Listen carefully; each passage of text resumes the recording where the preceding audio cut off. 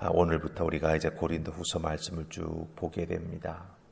여러분들이 고린도후서를 읽어보신 분 알겠지만 또 1절부터 11절까지 사실은 이 서신의 인사말이 많이 포함되어 있는 이 앞부분만 읽어도 고린도전서의 내용과는 사뭇 다르다라고 하는 것을 알 수가 있습니다.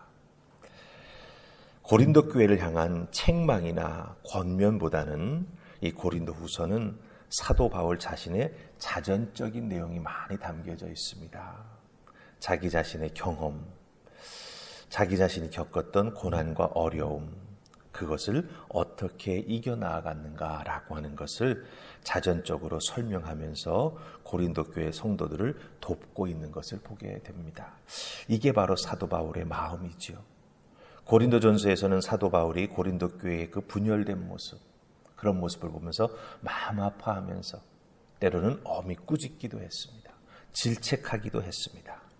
그리고 시간이 지난 다음 고린도후서를 쓸 때에는 사도 바울이 그들을 향해서 고난과 환난 속에서 어떻게 해야 믿음을 잘 지켜나갈 수 있는지 자기의 경험을 바탕으로 한마디 한마디 그들에게 조언을 해주고 정말 교회를 개척하고 그들을 세워놓았던 그 목자의 마음으로 그들을 위로해주고 있는 것을 우리가 여기서 발견하게 된다라고 하는 것이죠.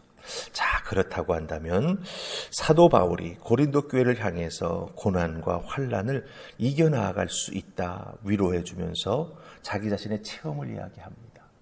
그 사도 바울의 체험 속에 담겨진 그 진심을 우리가 조금이나마 깨달아 알 수 있다면, 그렇죠?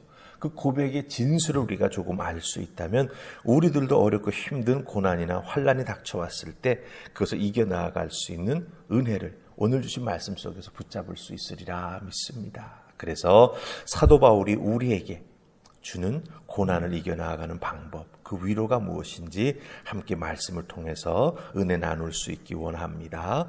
자, 우리 4절 말씀 먼저 보십시다.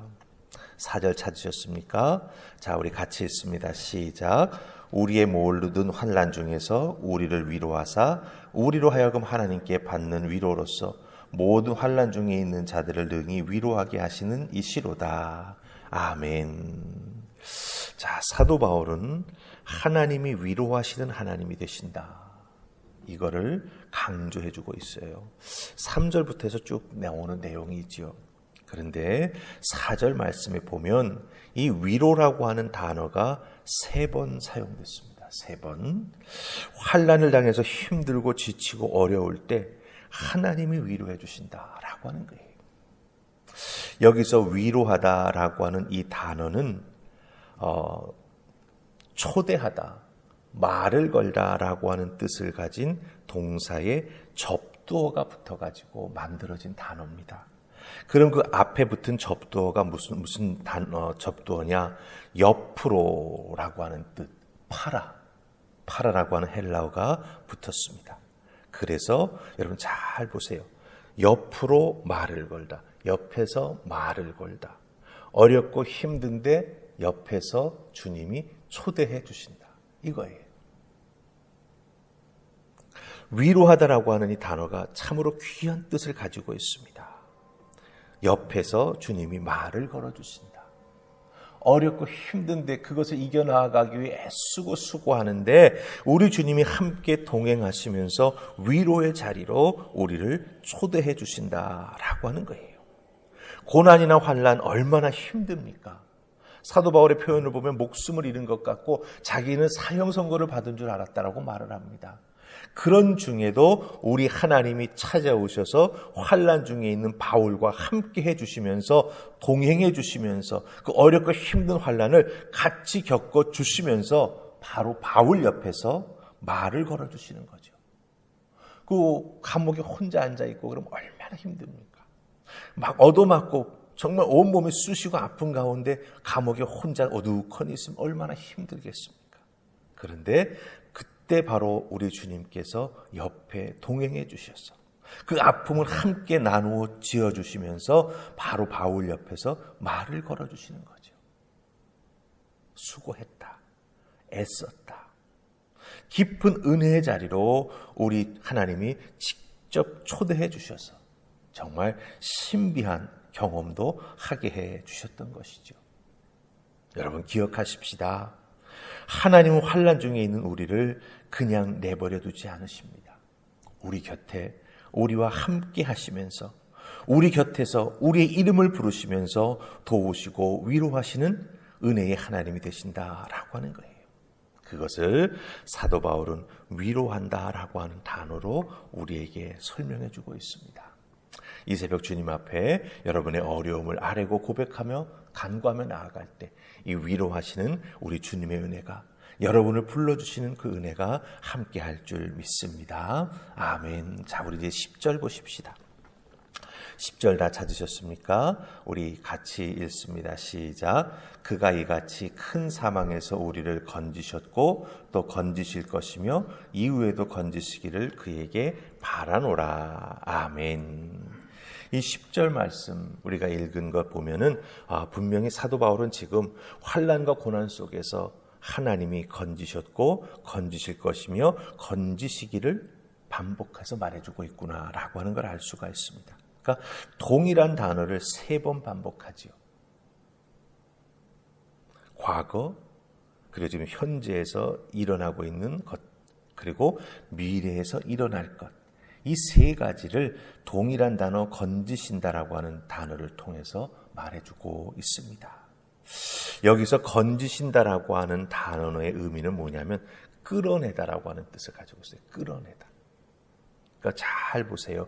하나님께서 우리 성도들을 찾아와서 성도들이 어려움에 처해 있을 때 건져주신다라고 하는 건 무엇입니까?